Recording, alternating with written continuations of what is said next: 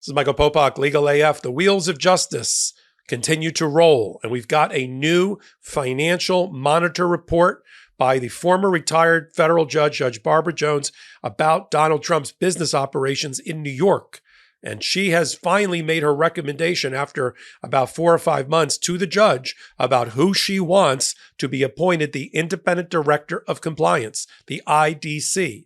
She wants that to be an accounting firm that she's worked closely with that of Stout, Reesius, and Ross. Now, let me back up a minute.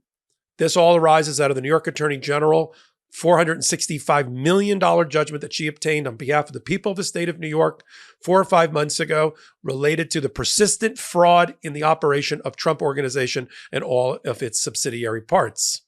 And so the judge installed a monitor that's been there for over 2 years to keep an eye, and he expanded the powers of the monitor after he entered the judgment.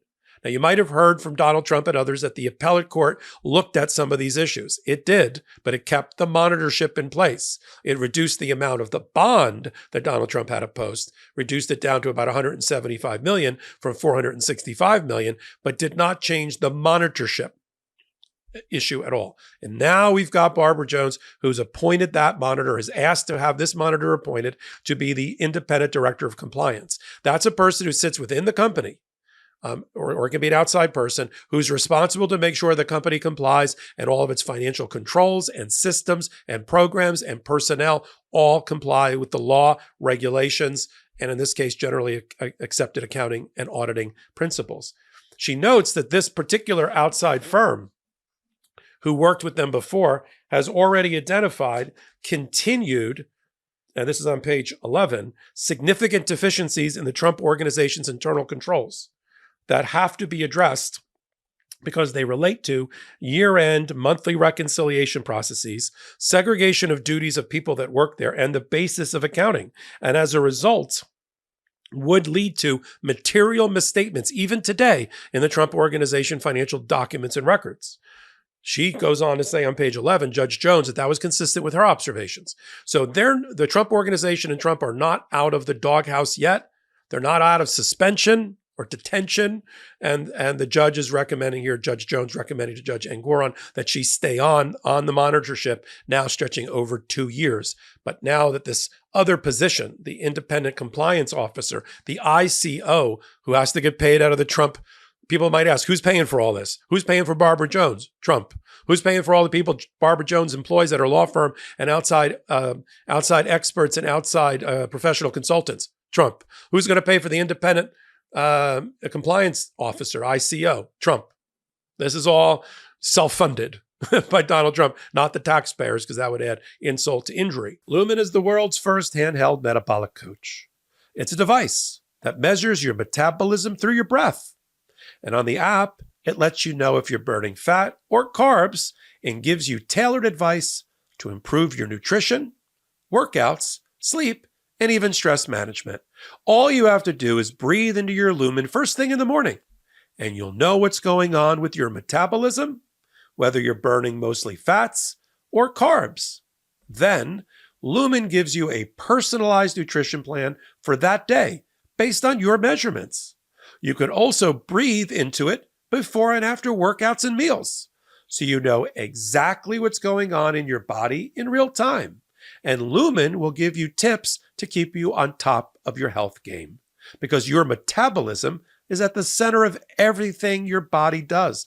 Optimal metabolic health translates to a bunch of benefits, including easier weight management, improved energy levels, better fitness results, better sleep, etc. It can also track your cycle and adjust your recommendations to keep your metabolism healthy through hormonal shifts, so you can keep up your energy and stave off cravings. So if you want to take the next step in improving your health, go to lumen.me/legalaf to get 15% off your Lumen. That's LUMEN.me/legalaf for 15% off your purchase. Thank you, Lumen, for sponsoring this episode. So what's the big takeaway? We're already late in July. This case was filed 2 years ago. The case was tried and reached a judgment 5-6 months ago. Barbara Jones has been on the scene for almost 2 years, and there's still serious deficiencies in the operation of this company. I mean, it's mind-boggling that even when facing a $500 million judgment and almost having the death penalty imposed on the company with the liquidation of all of its assets and dissolution of all of its certificates to operate as businesses in New York, and to have each person, Trump, Don Jr., and Eric Jr., and others barred and banned for life or up to 5 or 10 years from ever serving as officers and directors of a company, they're still conducting a business with serious deficiencies. I mean, this is almost a 14-page letter. Let me read to you from the recommendations. To carry out these duties and responsibilities, this is on page 13 of 14. The monitor, Judge Jones, recommends the following procedures: that at the independent director, I'll call him the independent compliance officer, the ICO's discretion, they shall meet with the finance management of Trump Organization to review and discuss the preparation, validation, and presentation of periodic financial disclosures. And during these meetings, the financial management shall also review draft financial disclosures and discuss the status of requirements of each disclosure with this new officer that the judge has recommended to Judge Engoron. And then she says that she wants that new compliance position to review, along with accompanying supporting documentation, everything necessary in order for the compliance officer to be able to make comments and observations about the financial plan and the financial report, and have complete and full access to all of the financial records. And then she goes on and continues with her proposal. Look, I think the takeaway from this hot take is we're 2 years into this. He's already been adjudged to be running Trump a persistently fraudulent company under New York law, under 63-12 of the Executive Law of New York.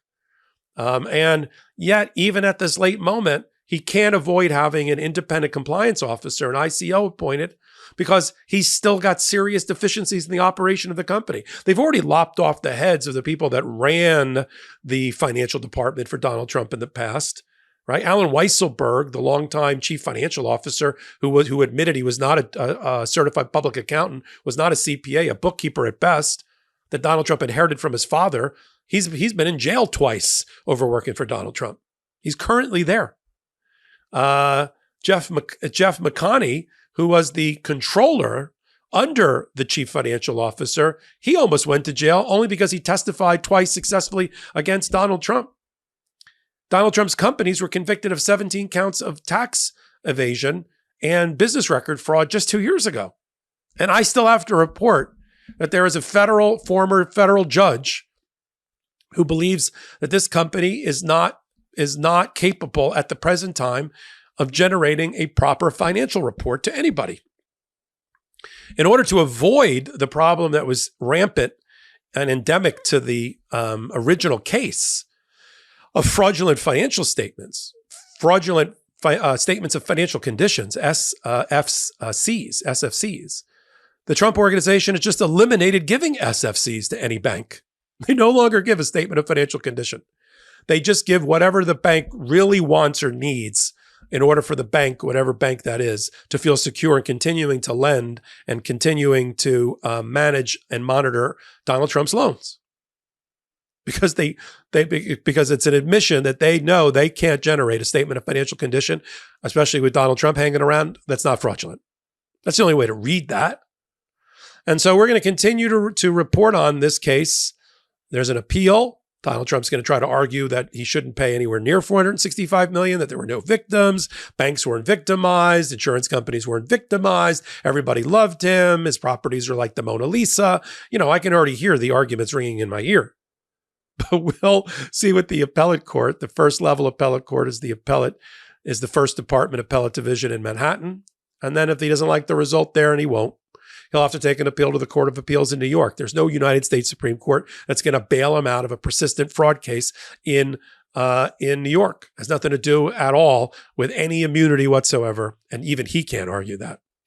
And we'll follow that right here on the MeidasTouch Network. Tune in on Wednesdays and Saturdays at 8 p.m. Eastern Time for Legal AF, the podcast, and then on audio podcast platforms of your choice. Give me a comment and a thumbs up here. It keeps the content on the air, if you will. It helps with the ratings, helps us build this network without outside investors, completely independently.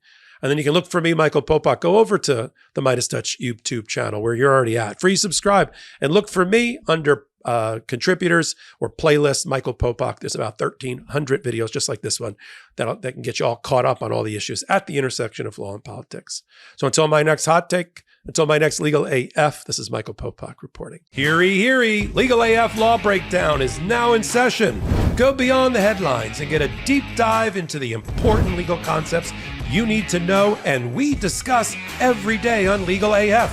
Exclusive content you won't find anywhere else, all for the price of a couple of cups of coffee. Join us at patreon.com/legalaf. That's patreon.com/legalaf.